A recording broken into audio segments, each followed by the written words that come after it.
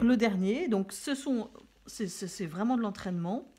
Là, je vous propose 12 mains, mais en fait, évidemment, on peut en faire beaucoup plus. Hein.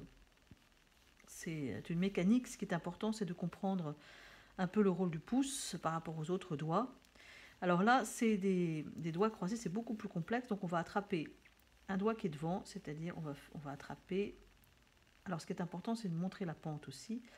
Un index. Voilà. Hop. Qui va être... On voit un petit morceau qui dépasse. Ensuite, on va attraper... Alors on va mettre l'ongle, bien sûr, c'est important. Ensuite, on va attraper un deuxième doigt qui va être un peu plié ici. Ça doit être un majeur.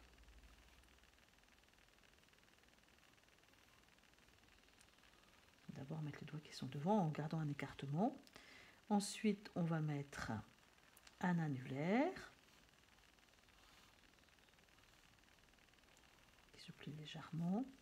Et ensuite, on va mettre un petit doigt.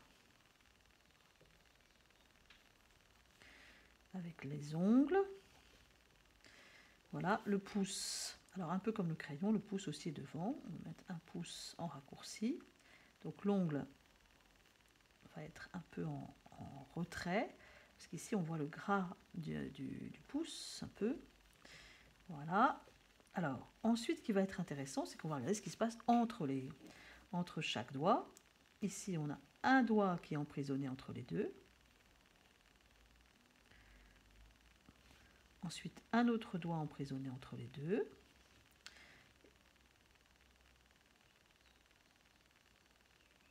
Et ici, un doigt qu'on ne voit pas. Voilà. Alors, on va rejoindre encore un autre index qui est un peu plus haut. Voilà, alors c'est un méli-mélo. Mais ce qui est intéressant, c'est qu'on va pouvoir faire sortir ce qui est devant par rapport à ce qui est derrière. Et là, il y a un autre pouce qui vient s'enchevêtrer. Là, toujours le plat de la main. Alors, pour faire sortir, on va attraper les doigts qui sont devant. Index numéro 1. Des petits plis. Majeur.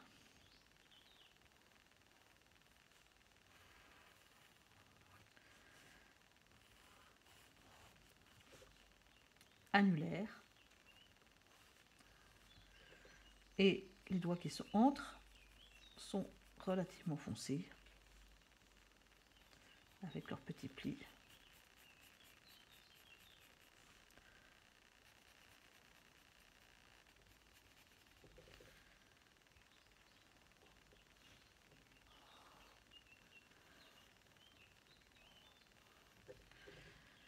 Voilà, donc là il y a un autre pouce derrière de l'autre côté.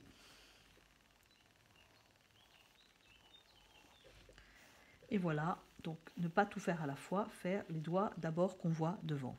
Donc en fait, ce qu'il y a, c'est que la main, c'est une mécanique, il faut comprendre comment ça fonctionne, c'est presque une vision d'ingénieur. Et grâce à cette compréhension, vous allez pouvoir faire la main dans toutes les positions. Je vous laisse travailler là-dessus cette semaine.